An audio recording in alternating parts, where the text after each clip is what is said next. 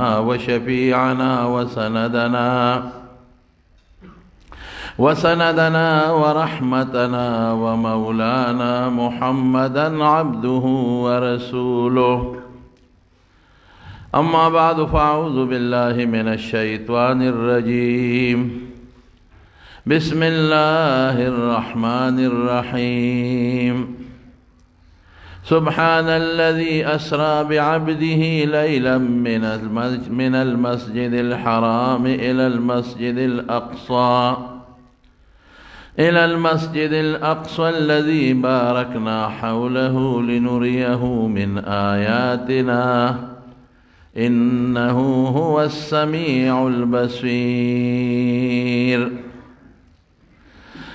در نبی کریم صلی اللہ علیہ وسلم د سیرت بیانات میں شروع کرو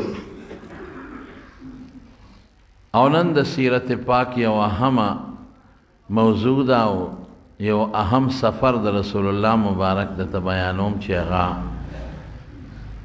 الله پیغمبر علیہ السلام بیت المقدس ته او بیا اسمانونو ته او بیا د اسمانونو نه پورته هغه ځایونو ته بوتلی دی چې هلته کې انسان پیرے او تر دې حد پورې چې حضرت جبریل علیہ السلام هم نه دی تللی. سفر د طائف کې تاسو ته ما تېره جمعه ووایي چې ډېر سختۍ سره د طائف سفر وشو او رسول الله صلی الله علیه وسلم ته ډېر تکلیفونه ورسېدل. الله قرآن شریف کې فرمایي ان مع العسر یسرا، ان مع العسر یسرا. تکلیف سره ډبل الله پاک انسان ته سهولتونو خوشاله ورکوي. نو الله پاک دا هغه تکلیف او دا هغه سخت سفر د طائف سخت سفر او تکلیف ده سفر پیغمبر علیہ السلام له یو لوی انعام ورکو، یو لوی سفر انعام ورکو. داسې سفر یې ورکو چې اسمانونو سیلی پې وکړو، د جنتونو سیلی پې وکړو، دوزخونه یې ورته وښودل، سدرة المنتهی ته یې بوتو. اذ یغشی السدرة ما یغشی. هغه سدرة المنتهی هغې ته لاړ چې کوم ځای ته جبریل علیہ السلام بره نه دی تللی.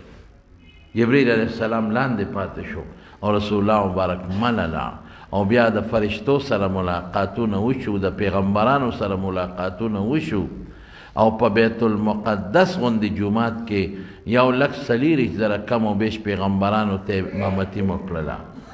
یو لوی لقب ورته میلو شو حضور پاک ته چې سید الانبیاء والمرسلین، امام الانبیاء والمرسلین لقب، چې د ټولو پیغمبرانو د ټولو انبیاو امام ته خدای پاک جوړ کړ.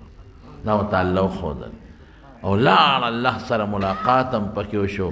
راجح قول دا دی اگر چې د علماو سره لږ اختلاف شته خو الله سره ملاقات هم وشو. ثم دنا فتدلى فكان قاب قوسين او ادنى فاوحى الى عبده ما اوحى. او په جنتونو څه چې لوح محفوظ یې ورته وښو. دا دومره لوړ داسې مقاماتو ته الله ورسو او داسې ځایونه یې پې وکتل او داسې ملکوت سیر فی الملکوت بهترین سفرونه پې وکړل چې د پیغمبر علیہ السلام ټوله ستړې ختمه شوه، ټوله پریشانی ختمه شوه. لکه یو سړی وکړېږي او بیا وایي مړه تا خو ډېر تکلیف تېر کړه، ځه یو چکر دله در کوم.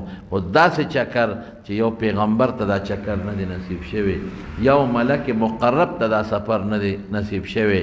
دا د الله مهرباني او د الله فضل. زمارونو دا سفر کله شوی دی د علماو اختلاف پکې شته، خو چې کوم راجح قول دی مولانا ادریس کاندهلوی رحمت الله علیه سیرت مصطفیٰ کې ذکر کړی دی. نو وایي چې دا 10 هجري وه یا 11 هجري وه.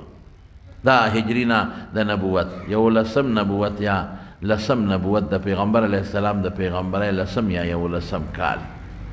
او دا د طائف د سفر نه پس دا سفر شوی دی او شیب ابي طالب کې چې 3 کاله رسول الله مبارک سره د مرګرو تیر کړی دي هغې نه هم دا پس شوی دی.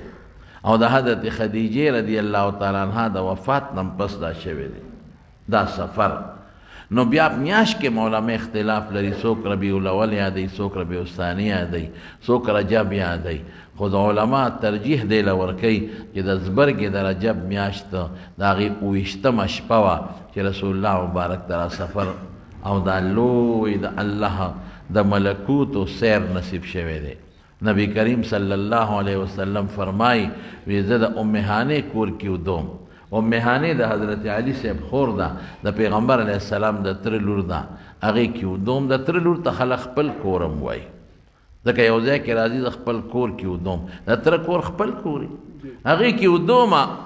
دا د ام هانې کور دا حرم سره ډېر نږدې و، جومات بیت الله سره ډېر نږدې و. بیا یو زمانه کې دا حرم چې لوی شو نو د حرم چې زړې کمې تیخانې وې نو د هغه تیخانو کې د باب عبدالعزیز او د باب فهد په منځ کې دا ځای و.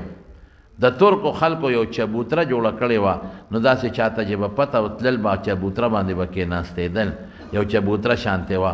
د باب فهد اوس چې کوم جوړ دی او باب عبدالعزیز د دې منځ کې و، خو باب عبدالعزیز ته نږدې و. او پخوا دې ته یو دروازه لګېدلې وه او په هغه دروازه یې لیکلي و باب ام هانئ، باب بیت ام هانئ، که باب ام هانئ دا دروازه وه. اوس خو بالکل حرم کې توسیع راله نو د هغې اړو څه نام و نشان نشته او نه پته لګي. نو هغې کې زودوم او د خوب دوران کې حضرت جبریل علیه السلام و سره حضرت میکائیل علیه السلام هم دواړه په چت راکوشو. چت کولاو شو، سقف البیت د کوټې چت کولاو شو. حالانکه هغه زمانه کې چتونه خو داسې نه و د لنټري چتونه او نه د سیمټو تختې وې، هغه خو به لرګي و، د لرګو د پاسه به د کجورو څانګې وې یا نورې څانګې مانګې به اچولې وې، خاوره پرته وه. لیکن چت کولاو شو، نه خاوره لاندې را پرېوته، نه دوړه لاندې را پرېوته، نه پاڼه لاندې را پرېوته، او چت کولاو شو. او حضرت جبریل علیه السلام او حضرت میکائیل علیه السلام په هغې راکوشو او زه د خوبه پاسولم. دا چت ولې کولاو شو؟ دې کې الله ښی پیغمبر علیه السلام ته چې ګوره دا یو ډېر ناشنا سفر دی، نو دا به ناشنا نه ګڼئ. موږ دا چت تا ته کولاو شو، بره چت به هم درته کولاویږي. دا چت کولاو شو نو تا ته به د اسمان چت هم کولاویږي. او څنګه چې دا چت تا ولیده نه دوړه دله راله نه خاوره راله، واپس بیا ټیک شو. دقه رنګې زه هغه کارونه کولی شم چې هغه به د انسان په وهم و ګمان کې هم نه تېرېږي. ناشنا کارونه الله هغه کار کوي چې ناشنا کارونه د انسان عقل کې هم نه تېرېږي. رب العالمین په دغه کارونو قادر دی. نو حضور پاک مبارک بیا ویښ که او د خوب یې راپاسو او په دروازه یې وویسته. بس په چت هغوی راکوشو، کولاو شو او دروازه باندې وویسته. د دروازې زنځیر و پخوا کړو والا زنځیر هغه یې راښکته که او نبی علیه السلام یې دغه ځای نه بوته بیت الله شریف ته. د ام هانې او د بیت الله شریف په منځ کې زیات نه زیات چې ډېره فاصله م وي، نو یو ګمان دا دی چې یو 100 فوټ به وه هغه زمانه کې، یو 30 ګزه یا 40 ګزه، دومره فاصله به زیاته نه وه. نو بویه تلم بیت الله شریف ته شپه ده او بیت الله چې کوم حتویم شریف دی هغه حتویم ته یې وردننه کړم او ما له سینه وشلوله شق صدر. تاسو ته ما مخکې دا بیان کړی د شق صدر. دا د رسول الله مبارک یو ځل د پیغمبر علیه السلام چې کله د حضرت حلیمې کرو او ماشومو نو دا سینه اپریشن شوی دی. یو ځل رسول الله مبارک چې کله ځواني وه په ځوانۍ کې بیا شوی دی، او یو ځل چې نبوت او پیغمبري میلاوېده په غار حرا کې هلته هم شوی دی او اوس بیا وشو.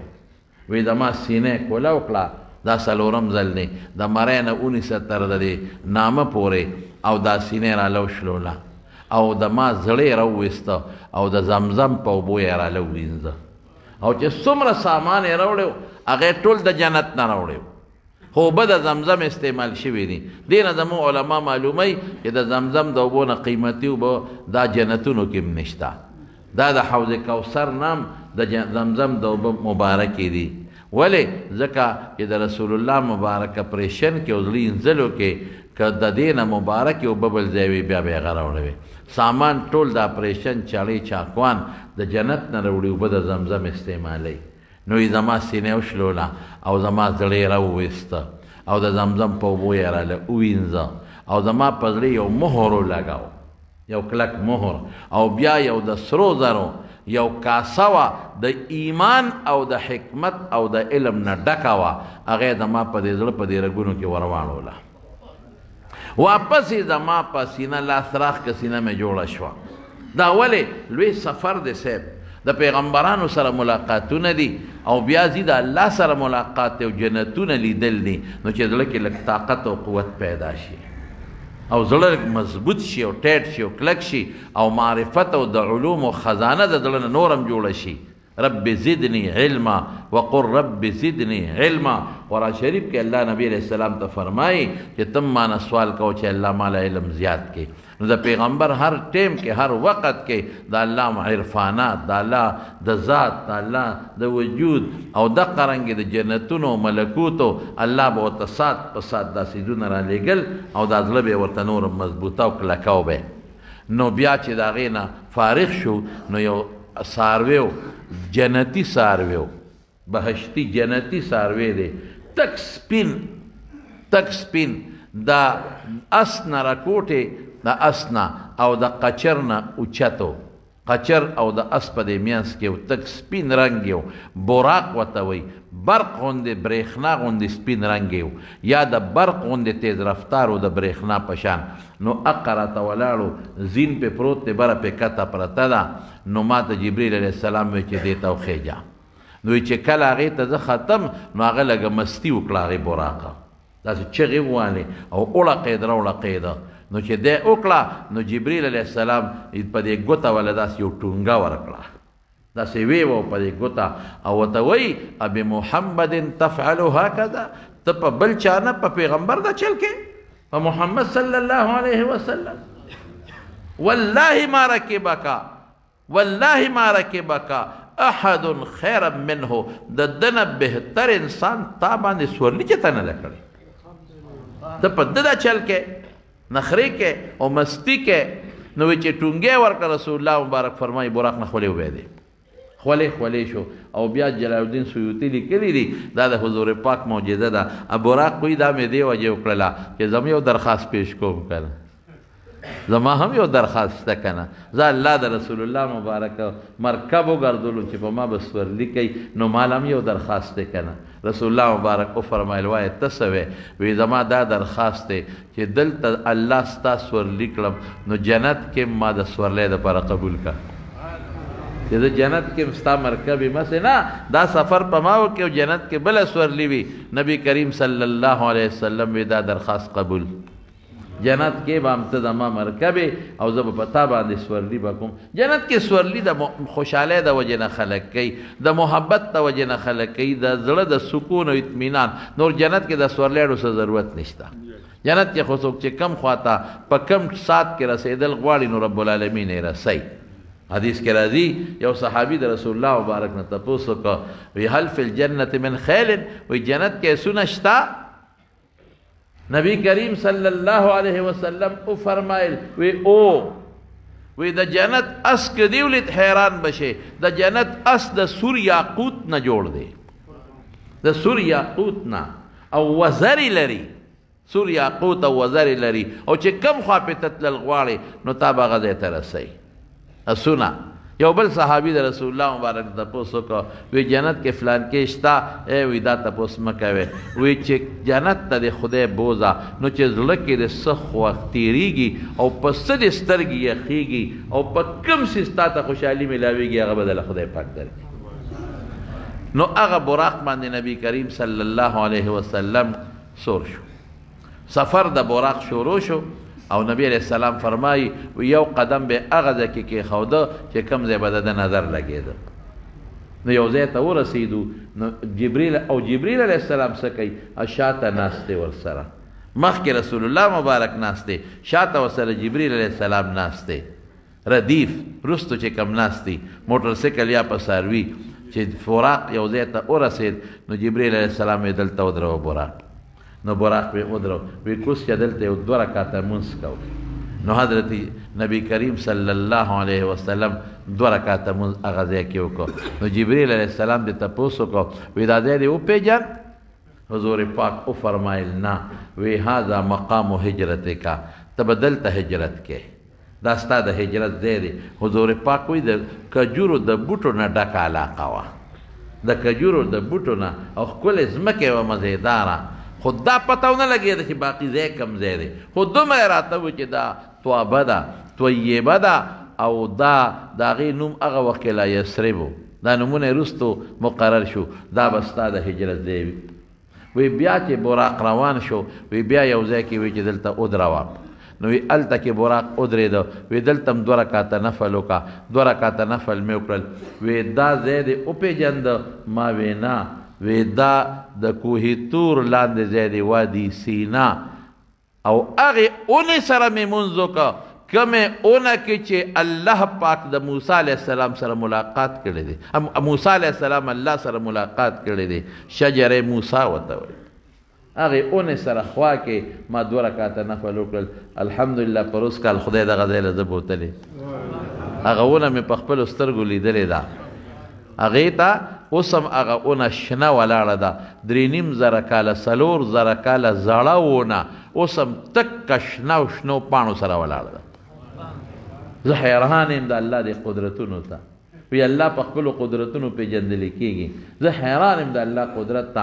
کوم ځای چې ونه ولاړه ده ګیر چاپېر آبادي ده، یو کوڅه ده ګلی ده، په هغه ګلی کې ولاړه ده، یو خوا آبادي بل خوا آبادي. زما په خیال چې نور به پې لا لګي او که به پې نه لګي. او دا ټول زراعت والا نه تپوس وکړه چې کوم بوټي ته لاندې نه خوراک نه میلاویږي، بره نه نور نه میلاویږي، هغه بوټی وده نه کوي، هغه وچیږي. ټیک د بعضې بوټي به چې هغه به په سوري کېږي، اوس به کې بعضې روتې دي، لیکن د عام بوټي د نور نه خپل طاقت، د سپوږمۍ رڼا، د نور رڼا دا پې لګي، د هغې نه خپل طاقتونه په سوري باندې ته بوټي وکړه، دا به نه کېږي. شین بوټي مې وچ به شي، او د هغې څانګې اوس هم راځوړندې دي، او شنې پاڼې دي پکې ښه مزېدار اعلی. او خوا کې یو د یهودیانو عبادت خانه ده، هلته یهودیان خپل عبادت کوي، یو د عیسایانو ګرجه ده، هغې کې عبادت کوي، بره پې زموږ د مسلمانانو جومات دی، مسلمانان هم پکې دي، لکوټې غوندې آبادي ده، او هغې خوا کې ورسره کویم دی، کوی دی، او هغې فرضي د موسی علیه السلام تصویرونه جوړ کړي دي، لګولي دي، د هارون علیه السلام تصویرونه یې لګولي دي، دا ټول فرضي جوړ کړي دي، نقشې مقشې په دیوالونو لګولي دي. نو دا الله پاک سعادت نصیب کړه. د کوه طور بالکل لاندې ویخ کې، کوه طور په ویخ کې دقه ځای دی، هم اوچت دی، هغې ته هم کافي مزل دی د ځمکې د سطحې نه. خو به هر کیف هلته مې مونځ وکړه، وی دا هغه ځای دی چې رب العالمین دقه ځای کې د موسی علیه السلام سره خبرې کړې دي. انی انا ربک فاخلع نعلیک انک بالواد المقدس طوا. مونږ چې کله هغه ځای ته لاړو، دا آیت مې ووی، دا آیت مې ووی، او څپلی او پڼې وباسه، ته وادي مقدس کې طوا، د هغې نوم دی وادي طوا. وی هغه ځای نه بیا په براق باندې سور شومه چې سمند لږ سفر مې وکړه، معمولي لږ، نو یې کوزې کړمه. وی دلته مې یو 2 رکعته وکړه. ما وی دا کوم ځای دی؟ وی دا د صالح علیه السلام ځای دی، دا د صالح علیه السلام ځای دی. واقعي مونږ په خپلو سترګو ولید دلته د صالح علیه السلام قبر. دا چې تاریخ مې وکړ حیران شوم که نه، د صالح علیه السلام قبر، او خوا کې ورسره د هارون علیه السلام قبر. بالکل د کوه طور نه په لږه فاصله کې د صالح علیه السلام او د هارون علیه السلام قبرونه دي. او د هارون علیه السلام قبر ته چې ورلم ودرېدمه، یو بره موړه باندې دی، یو غر دی، غونډۍ د په هغې د پاسه دی، او کچا دیوالونه ترې تو دي، کچا قبر. حیران شوم، خدای څومره لوی شخصیت، پیغمبر دلته لاندې پروت دی، لوی شخصیت او پیغمبر دلته لاندې پروت دی، کچا قبر خاورې وي. او په خدای یقین وکړه، زه کېناستم لغوندې، نو ما داسې 1 منټ نیم تقریبا ویا 1 سکنډ 2 سکنډه به وه، یو بل شان خوشبو محسوسه کړه، یو بل شان خوشبو مې محسوسه کړه. ملګرو نه مې بیا تپوس وکړه، هغوی مونږ هم دا محسوسه کړې ده. نو هلته مې 2 رکعته نفل وکړل. وایي د هغه ځای نه بیا په براق سور شوم، یو ځای ته ورسېدو، نو هلته یې ودرولمه. نو چې کوز شه دلته هم 2 رکعته مونځ وکړه. نو چې کوز شوم هلته مې 2 رکعته مونځ وکړه. وایي دا ځای دې وپېژن؟ ما وایي نه. وایي دا بیت اللحم دی چې کوم ځای حضرت عیسی علیه السلام الله پیدا کړی دی. عیسی علیه السلام بغیر د پلار نه الله پیدا کړه، د حضرت مریم نه هغه ځای الله پیدا کړی دی. وی بیا په براق سور کړمه، نو یو ځای ته یې ورسولم، وی دلته اوس ودرېږه، باس د براق ځای دلته ختم شو، ستا سفر دلته ختم. نو یو جومات ته د هغه جومات نه بار یو تیږه وه نو حضرت جبریل علیه السلام په هغه تیږه کې ګوته ومنډله هغه د خاورو بنده شوې وه مخکې نه سورې پکې و خو د خاورو نه زمانه تېره شوې وه نو بنده شوې وه نو په ګوته باندې یې هغه سورې کولاو کړ او بیا نبی علیه السلام هم پکې ګوته مبارکه ومنډله روایتو کې د دواړو ذکر دی نو هغې پورې براق وتړه او زه جومات ته وردن نه کړم جومات ته څنګه ورلو وکتل نو ټول خلک ولاړ دی او صفونه تیار ولاړ دي خدای دا خلق څوک دي پوه نه شوم چې څوک دي خو ډېر خلق صفونو کې ولاړ دي جبریل علیه السلام زه د مټه ونیوم او مخکې صف له بوتلم دې کې مؤذن بانګ ووی مؤذن لګیا دی بانګ ووی او د بانګ نه پس اقامت وکړه او زما دا خیال و چې اوس به څوک مونځ کوي څوک امام به مونځ کوي وی ما ته جبریل علیه السلام چې دا ټول خلک ستا په انتظار دي امامتي به ته کې نو زه د مټه ونیوم په مصلی ور مخکې کړم 2 رکعته تحیت المسجد دا مې ټولو ته په جمع وکړل چې په جمع مې تحیت المسجد وکړل ټولو ته او سلام مې وګرځاو نو جبریل علیه السلام ما نه تپوس وکړو ما ته وی دا خلک دې وپېژندل چې در پسې ولاړ دي ما وی نه او مې نه پېژندل وی دا د آدم علیه السلام نه تر عیسی علیه السلام پورې 1,40,000 کم و بیش پیغمبران دي چې تا پسې منځ وکړو امام النبیین والمرسلین طائف سفر کې تکلیف ملاو شو د طائف سردارانو قبول نه که خو پیغمبرانو قبول که د طائف سفر کې وینې وبهلې او تکلیف پیښ شو الله مداوه ورکړه الله داسې مداوه ورکړه داسې سیلې پې وکړه په داسې وطنونو یې وګرځه او راته ویې کړه او په داسې مقاماتو کې چې د هغې د مقدس مقامات د خدای په نسبت بل نشته دی او وروستو به هغه طایف هم ورکوي وروستو به هغه طایف هم میلاویږي ورته ښی الله چې ګوره زه تکلیف په تېری ما تاسو ته مخکې بې تکلیفه یو کار نه کېږي ته چې تکلیف ونه کړې مشقت ونه کړې والله که د پټي نه غنم را زرغون کړې محنت به کوې او بخور به کوې د شپې به ځې جنت هم داسې بې تکلیفه نه ګټلی کېږي داسې نه کېږي چې زه د کور پروت یم او بس زه به عیش و عشرت ژوند تېروم او مفتو کې جنت به میلاویږي 15 مرلې پې محنت نه شي ګټلی مزدوري به کې پیسې به ګټې ځان به پلاټلی 10 مرلې به محنت نه شي ګټلی تجارت به کې خواري به کې مزدوري به کې پیسې به ګټې نو ځان به یو پلاټلی زوی له چې واده دی وي او بنګله جوړی کور جوړی 2 کمرې کور هم جوړی والله کې بې محنته جوړ کړي نو دومره لوی خوشحالی د جنت غوندې او دومره لوی نهرونه او دومره د الله ملاقاتونه په جنت کې او حور او غلمان داسې په پرته نه کېږي پښتانه وایي چې کوم څوک ودي وي د هغه میخه نر کټې راوړي 2 کسان ودو او د دواړو میخې وي یو کس راویښ شو دواړه میخې لنګې شوې یو ودو دی اوس ښه خرړارې وځي نو ګوره د قانون دا دی چې د میخې خو نر خلک نه خوښوي ظفر لاله کټې خلک خوښوي نو چې دا کم وي خو نو د هغه میخې نر کټې راوړه او چې هغه کم ودو د هغه میخې کټې راوړه نو خو درې د هغه کټې راواغېږي د خپلې میخې ته یې ور پرېښوده د خپل کټې یې واغېږي د هغه میخې ته یې ور پرېښوده میخه خو نه پېژني ړومبې وخت دی که نه نو چې بل لا پاسې هلکه وي میخې خو دواړه لنګې شوې وی زما دې سره وړل او ستا دې سره وړل وی زما دې کټې راوړو چې څوک ودي د هغه میخه نر کټې راوړي خیال دې راغی ته ودی نو شی درته بدل شو نو مونږ ودیو او مونږ جنتونه غواړو الله په اودو نه کېږي کار په غفلت نه کېږي کار والله چې یو کوي کې بور جوړی بور هم بغیر محنت یې نشي جوړولی محنت به غواړي نو دومره لوی جنت پسې محنت نه غواړي خو هغې غفلت کې به موږ وخت نه تېروو زما وروڼو ګورئ لږ وخت دی لږه زمانه پاتې ده د مرګ ژوند هېڅ پته نه لګي څومره ژوند پاتې دی هېڅ معلومات نشته په دا خپل دولت باندې او په دا خپل دنیا باندې او په دا خپلو بچو دا خپل قومیت په خپل ټوپک اعتماد مه کوه محنت وکړه لږ محنت وکړه انشاءالله چې لږ دې مو کو نو رب العالمین د اوچتۍ دی بس دا پښتانو خبره د بوره زوی څه خو بویه کړ 15 منځونه څه شی دی چې زموږ ورته ملا ماته ده په 24 ګنټې کې زکات څه شی دی 40 کې 1 روپۍ ده که نو چې خدای دومره درکړه ولې پکې بخل کې او په ټوله کال کې صرف او صرف 12 میاشتو کې یو میاشت خدای روجي نو څه چل کېږي لکه بس خبره نشته. او د شپې که لږ پاسې د 2 رکعاته نفل دی وکړل رب به ډېر خوشحاله کړي، په دې ډېر زیات خوشحالېږي. والصلاة والناس نیام، رسول الله مبارک فرمایي چې خلک ودې ته پاسې نبی علیہ السلام فرمایي ویا کم بنده مې ډېر خوښ دی. دا خبره ذهن کې واچوئ لږ عمل پې وکړئ نو وی کم بنده مې ډېر خوښ دی. ویا مې ډېر خوښ دی چې د خوبه راپاسي که نه او دا نور ټول خلک ودي او دې سترګې ومږي، دا سترګې ومږي او دې پاسي او ما ته ودرېږي، دا مې ډېر زیات خوښ دی. دې وخت کې د خوب قربان که او بخور له خو یې قربانۍ کړه. یا چېرته سفر دی امریکې ته دی، برطانیې ته دی، سعودي ته دی، انګلینډ ته دی، بیا د شپې سفر خوب قربانۍ. یا د دوست واده دی د شپې بیا خوب قربانۍ، نو ځان لم قربان که کنه. دا ځان له دی، دا خدای له نه دی، ځان له دی. عبادت د الله دپاره دی خو قرباني ځان له د فایدې تا ته میلاویږي. نو دا بنده مې ډېر زیات خوښ دی،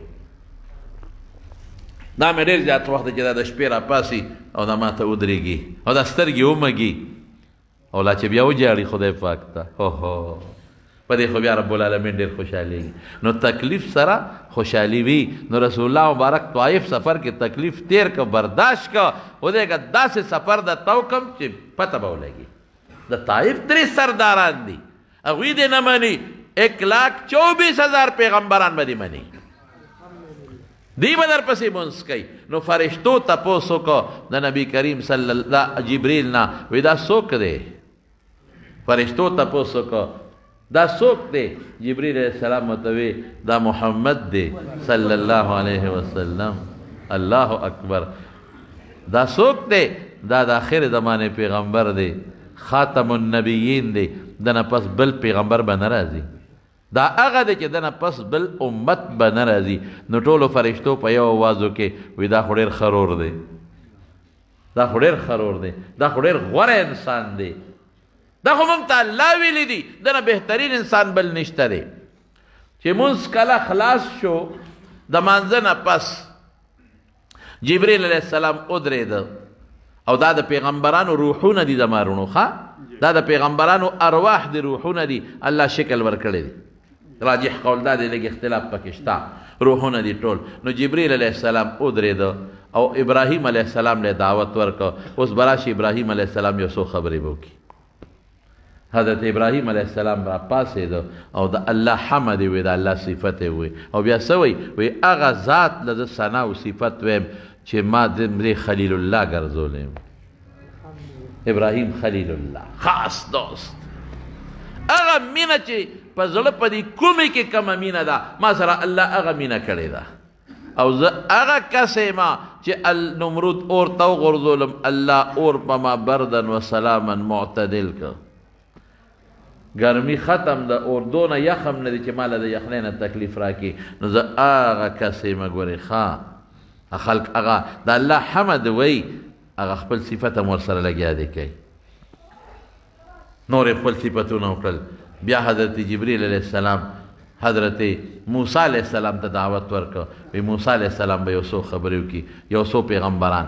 موسی علیه السلام پاسېده وی د الله حمد دی، د الله ثنا، د الله صفت په دې خبره چې ما له خدای پاک پیغمبري را کړې ده. د الله حمد او د الله صفت په دې خبره دی چې ما سره الله په تور کې مخ به مخ خبرې کړې دي. لوی غنیمت دی. د الله حمد او د الله ثنا په دې ده چې رب العالمین زه په بحر قلزم پورې استم او زما دشمن یې په هغې کې غرق کړه. الله دا احسان په ما کړی دی. هغې نه پس چې دا تقریر حضرت موسی علیه السلام وکړه، د هغې نه پس بیا پاسېد حضرت عیسی علیه السلام تقریر وکړه. حضرت عیسی علیه السلام څه تقریر کوي؟ وی زه د الله حمد ادا کوم، د الله صفت کوم په دې خبره چې الله په یو عظیم قدرت زه پیدا کړی یم، بغیر د پلار نه صرف د مور نه خدای پیدا کړی. او زه په دې د الله حمد کوم چې ما له خدای دا طاقت را کړی چې ما به برګي باندې لاس راخ که نو جوړ بشو، ما به لون باندې سترګو لاس راخ که نو ټیک بشو، او چې ما به مړي باندې لاس راخ که نو خدای پاک به جمع دی کو. دا صفت ما له خدای را کړی. یو پیغمبر لګیا دی، بعضې پیغمبران ټول نه بیانونه وکړل. اخره کې جبریل علیه السلام سټیج سیکرټري دی رسول الله مبارک ته دعوت ورکړي دې به هم یو څو خبرې وکړي. نبی کریم صلی الله علیه وسلم څه وایي؟ وی د ټولو پیغمبرانو چې څه وایي دا حق دی، دا ټیک دی، د ټولو پیغمبرانو. داود علیه السلام هم پکې تقریر وکړه. داود علیه السلام څه وایي؟ هغه وایي د الله حمد په دې ادا کوم چې ماله خدای پیغمبري م راکړې ده او کتاب یې م راکړی دی او ډېر ښایسته اواز یې م راکړی دی. هغه اواز ډېر ښایسته و او چې ما به تلاوت کو د زبور نو مارغان به م را سره لګیا و او ماله خدای دا طاقت راکړی و اونه دغه راته نرمه وه اوسپنه په دې لاس به مې اړوله راړوله ما به دې زغرې جوړولې. او سلیمان علیه السلام هم تقریر کړی دی. سلیمان علیه السلام څه وایي؟ د الله حمد ادا کوم صفتونه د الله په دې چې ما له خدای ډېره غټه بادشي راکړې ده. پیریانو به زما لاندې کار کو، ما به په پیریانو نه به مې ډیوټي اخیستله، کار به مې کو. په دریابونو کې به غوپې والې مالې به ملغلرې او د دریاب د ویښ نه څیزونه راایستل او زما بلا خلق تخ به مې په اوان وتېده. مال الله دا طاقت را کړی. نو چې اخره کې د نبی کریم صلی الله علیه وسلم نمبر راغی نو رسول الله مبارک څه فرمایي؟ وی د الله ډېر حمد ادا کوم، د الله ډېر صفت کوم په دې خبره چې دې د ټولو پیغمبرانو اخیری پیغمبر پیدا کړی، ډېر اخیری پیغمبر دی چې سویټ بالکل ټیک وې. دا ټول انبیا د دې حقدار دي. زه د ټولو نه اخیری پیغمبر، زما امت د ټولو نه اخیری امت، ما نه پس به بل پیغمبر نه راځي، زما امت نه پس به بل امت نه راځي. او زه د خدای حمد په دې ادا کومه په دې خبره چې زما امت به د ټولو امتونو نه په زیات تعداد کې جنت ته ځي. زما د امت نه زیات تعداد کې به بل څوک جنت ته نه ځي، زما امت به د ټولو امتونو نه په زیات تعداد کې جنت ته ځي. او زه د خدای حمد او صفت په دې ادا کوم په دې خبره چې ټول امتونه به قیامت پر زما خپو کې پراته. انا سید ولد آدم من غیر فخر، د ټول آدم د اولاد سردار ما. وی دا د کبر نه نه ویم، کبر نه کوم. آدم الانبیاء آدم فمن سواه تحت لواء یوم القیامت. وی ټول پیغمبران آدم علیه السلام نه ونیسه عیسی علیه السلام پورې قیامت پر ورځ زما د جنډې لاندې به ولاړي. وی دا کبر او فخر نه کوم. وی شفاعت کبرا به زه کوم تر څو چې رسول الله مبارک سفارش نه کړي یو امت یو کس سره به حساب نه شروع کېږي. او د ټولو نه اخیری پیغمبر یم دنیا ته راغلی یم، د ټولو نه اول به جنت ته داخلېږم او امت مې آخر الامم دی. په ټولو امتونو کې اخیری امت دی خو د ټولو امتونو نه مخکې جنت ته به ځي. چې دا خبرې څنګه وشولې، بار راووت د بیت المقدس نه نو 3 جامه ورته پیش شو. په یو جام کې شراب دي، په بل کې شات دي، په بل کې پی دي. 3 جامه ورته پیش شو. رسول الله صلی الله علیه وسلم د پیو جام واغشته او ویسکو. جبریل علیه السلام ورته ووی هدیت الفطره. بس زبردست کارو شو چې پی دې واغشتل. که دا شراب دې غشتې وي غوت امتو که امت به دې ګمراه شوی. دا د خدای فضل و په تا باندې چې دا دې وکړل. او چې په لاره تلم نو یو بوډۍ ښځه وه، ما ته یې اواز وکړ، ډېره بوډۍ وه. ما ته یې اواز وکړ جبریل صاحب دې ته مه ګوره. ما ورته اړوونه کتل، هسې مې ورته وکتل پې تېر شوم. بیا یو بوډا سړی مې ولید، هغه ما ته اواز کو، ځان ته یې بللم، ویې مه ګوره ورته. نیغ لاړم. بیا یو 3 کسانو ما ته اواز راکړ، وی سلام پې واچوه، ودرېږه ورته. سلام مې واچو، مرحبا هرکلی ویل شو. جبریل علیه السلام نه مې تپوس وکړ دا څوک و؟ وایي دا ښځه دنیا و تا ته دنیا خدای د ښځې په شکل وښوله. او اوس ښه دا دنیا وه څنګه موږ ته ډولۍ ښکاري، شکل یې دغه د بوډۍ ښځې دی. او د دې بوډۍ چې څومره عمر تېر دی او څونه یې پاتې دی، د دنیا دومره تېر دی او دونه یې ګورې پاتې دی. او دا بوډا چې دی ولیده دا شیطان و. او دا 3 کسان چې تا ته اواز وکړه دا څوک و؟ دا یو ابراهیم علیه السلام، یو حضرت موسی علیه السلام، یو حضرت عیسی علیه السلام. دا ورته خدای دلته مښودل ارواح دي. په لاره ځي وی موسی علیه السلام مې ولیده، په قبر کې مې ولید یصلي، لمونځ یې کولې، په تور تېر شوی دی. په شام تیر شوي موسی علیه السلام قبر بیت المقدس سره خوا کې دی امې ولید په قبر کې مونځ یې کو بهر کې چې څه لیدلي دي ابه به آینده جمعه کې درته ویل نه دا سفر درته ویل.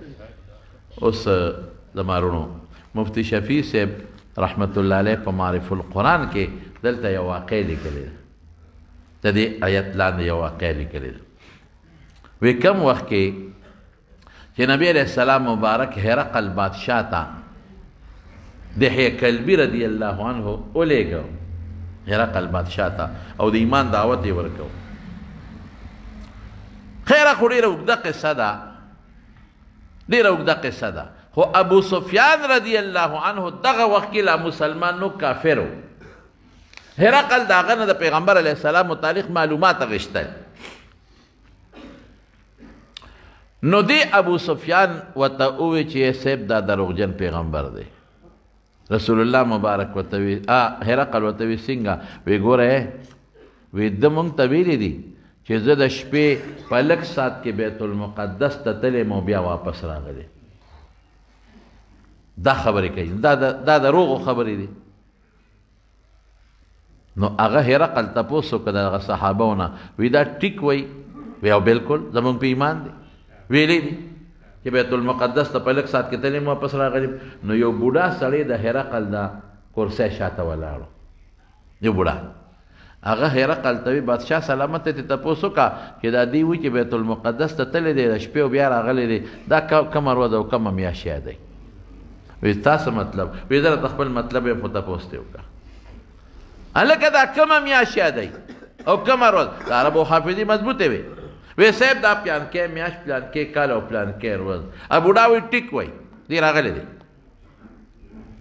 او دا بیت المقدس کې لګیا دا خبرې کېږي هرقل بیت المقدس ته تللی دی بیت المقدس وی تا ته څه پته لګي چې ټیک دی وی صاحب دغې ورځو کې د بیت المقدس زه خادم وم دا دوی چې کوم تاریخ یادوي ما به دا خدمت کو چې دروازې به ما کولولې او ما به بندولې دا چې دې کومه شپه یادوي په دې شپه چې خلکو مونځ وکړو د جومات نه وتل نو مین دروازه نه بندېده زه زور ورکوم او نه بندېږي ما خدای دا خو جومات دی پکې سامان دی سو غل یو نسي ترکان پسې لاړه ترکان مې راوست چې ترکان مې راوست هغه کتل هغه وی دا د شپې کار نه دی دا د پله بره چې کومه پله ده نو دا لښکته شوې ده او دا دروازه یې نیولې ده ستاسو خیال اوس خو قبضې دي که نه او پخوا د دې دروازو چوړونه به چوړ مخکې بره به یو تخته پرته وه نو چوړ به هغې کې ورغلی و لاندې به بله تخته وه بل چوړ به هغې کې ورغلی نو کله به چې دیوال کېناسته نو هغه بره پله چې وه به ښکته شوه دروازه به یې ونیو بیا به دروازه نه کولاوېده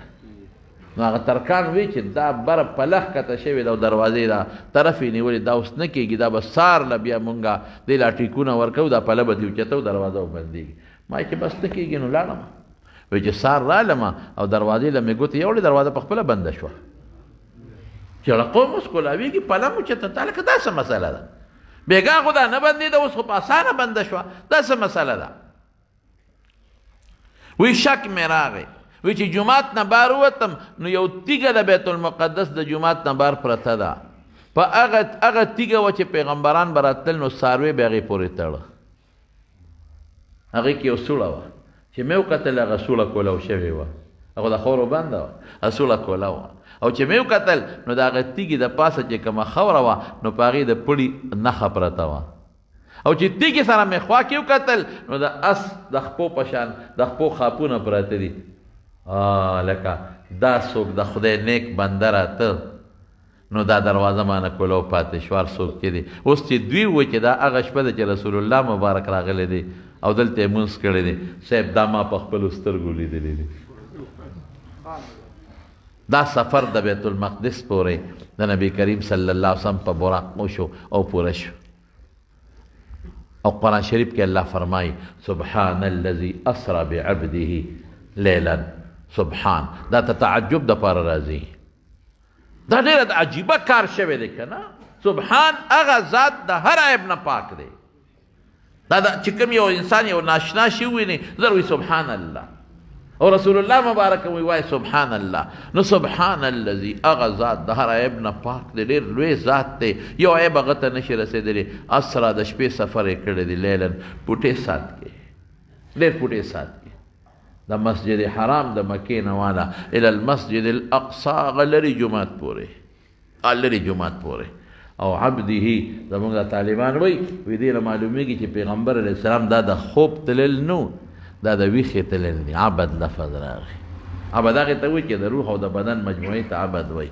ډېر لرې بوتلی دی او د خوب هغه تعجبي خبره نه ده خوب کې خو ډېر خلک څوک وایي ما بیګا په حرم ته خوب کې لاړم او څوک وایي جنت ته خوب مې کې ولید خوب کې او څوک وایي کابل مې خوب کې ولید څوک وایي امریکا مې ولید نه خوب باندې څوک سوال نه کوي د ویښې په خبره خلکو سوالونه کوي او تعجب په هغې باندې راځي الى المسجد الاقصى الذي بارکنا حوله چې د هغې نه ګیر چاپېره ما ډېر لوی برکتونه خواره کړي صله مې بوته لنریه من آیاتنا خپلې نښې مې ورته ښولې چې موږ ورته خپلې نښې وښایو د خپل قدرت نشانات ورته وښایو او دا ورته ښکاره کړو چې ګوره زما دا قدرت دی تی ووینه بیا امت ته ښایه انه هو السمیع البصیر الله وایي زه اورېدونکی یم چې څوک په کوټې په ګوټ کې هم چغه ووایي نو دا دې نه وایي چې زه نه اورم ګورې زه اورم وړه سترګې کم تاوې الله نو زه حاضر یم زه اورم او البصیر ګورې زه هر ځای بینا یم ما نه یو شی پټ نه دی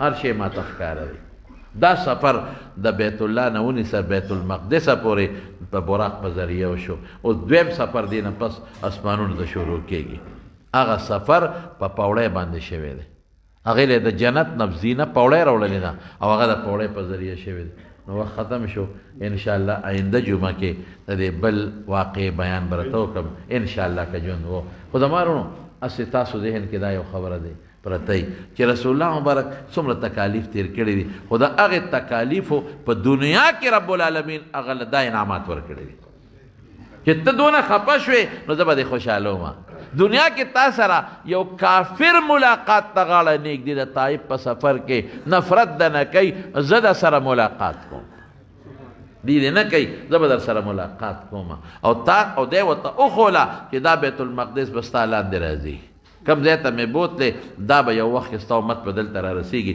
همغسې هغه ځای ته ورسېده او د ټولو پیغمبرانو ځای نه ښودل نو دا موږ لپاره یو عبرت دی ګورې زما وروڼو دین کې چې څومره محنت سړی تیر کې خواریو کې مشقت تیر کې د هغې صلې الله په دنیا کې هم ورکوي او د هغې صلې الله په آخرت کې هم ورکوي او دا موږ ته ښایي رب العالمین دا زموږ د پیغمبر علیه السلام برکت زموږ برکت دی زموږ پیغمبر دی د هغه شان د هغه اوچتوالی زموږ دپاره د برکت ذریعه ده زمونږ دپاره دعاګانې کړي مونږ دپاره به سفارشونه کوي زما وروڼو یو د شریعت مطابق زندگی به تېروي انشاءالله العظیم سنت مطابق چې څوک هم د نبي علیه السلام سره مینه ساتل غواړي مینه د خولې سره تعلق یوازې نه لري د هغه په سنتو عمل کول او چې کوم څیز باندې خفه کېږي هغې نه ځان ساتل او ځان الله ته نږدې کول یوازې د دنیا نه دنیا خو به خدای رحم کړي او ځي به م او راځي به م دا د دنیا ژوند دی ډوډۍ خدای پاک کافر له ورکوي موږ له به خدای نه راکوي روزي خو خدای خنزیر له م ورکوي او روزي خدای سپي له ورکوي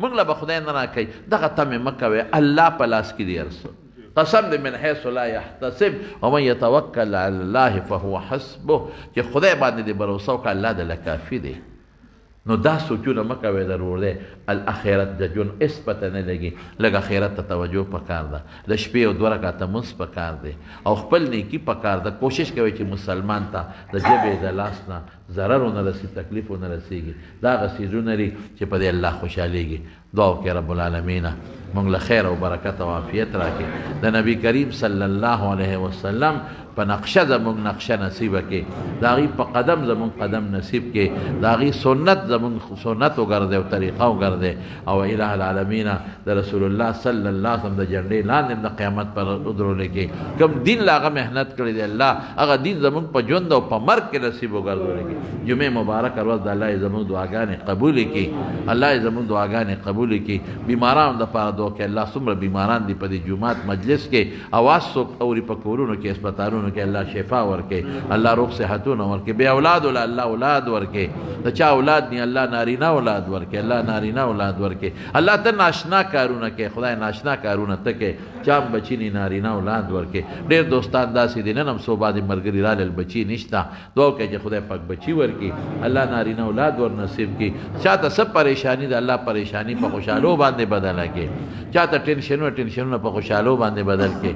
او چې څومره مردگان دي الله دې وبخښي. اوس مونږه دا حافظ صاحب د ملال شاه حافظ صاحب دي دا ورواره جنازه وکړه، دعا وکړئ چې خدای پاک مغفرت نصیب کړي. نور څومره مردگان دي الله دې ټول وبخښي. دلته بل سکول کورونو کې څوک واپس شوي الله دې هغې مغفرت نصیب کړي. څومره بیماران دي په هسپتالونو کې الله شفا نصیبه کړي. څومره پریشان حال دی الله پریشانی په خوشحالو بدله کړي. او زمونږ د جمعې لمانځله د ډېر لرې لرې ځای نه ملګري راځي، الله ټولو له په یو قدم اجر ورکړي او دې خوشحالۍ نصیبېږي. دا نن زمونږ هغه بټخیل ناجي صاحب دي راغلی دي، تشریف راوړلی دی. داسې د مردان نه یو ځای بل ځای نه زمونږ حاجي کلام الدین حاجي صاحب دي، قاري صاحب دي، د دغه نه پېښور نه راغلي دي او د دوی جنسیم دا یاسین حج عمره ډېر ښه خدمت کوي د حاجیانو د عمرې والا. دې ته هم دعا وکړئ چې خدای پاک والا اتفاق او اتحاد د ټولو وروڼو ورویرونو بچو نصیب وګرځولي کړي. د چا کورونو کې مشکلات دي الله مشکلات په خوشحالو باندې بدل کړي. چاته پریشانۍ دي الله مونږ چاته مونږ څه کولی شو الله ستا نه بغیر یو ماشي به ستا وادرم ستا د توفیق نه بغیر نه خوځي. مونږ به څوک الله خدای زمونږ دعاګانې ته قبولې کړي، رنځورانو له روغ صحتونه ورکړي. ډېر مسافر زمونږ د دعاګانې بیانونه اوري، الله یې د سفر د مشکلاتو نه وساتي او خدایا تم د حاسدینو د حسد نه وساتي، الله د بغضیانو د بغضونو نه وساتي، خدای د کینهګرو د کینې نه وساتي، الله د بدنظرو د بدنظرو نه وساتي. چې څوک تجارت کوي کاروبار کوي الله ته پکې برکتونه واچي. او بعضې دوستانو ټلیفونونه کړي دعاګانې غوښتې دي، الله د هغې په دعاګانو ته خبردارې پروردګاره دعاګانې ورله قبولې کړي. څوک علماو سره مدرسو سره نیکانو سره مینه کوي ته ورسره دنیا او آخر کې ملګری کوي او د هر قسم آفات و بلیاتو د دنیا آخر نه قبر عذابونه آخرت عذابونو نه په امن و امان کې وساتي. وصلی الله تعالی علی خیر خلقه محمد و آله و صحبه اجمعین.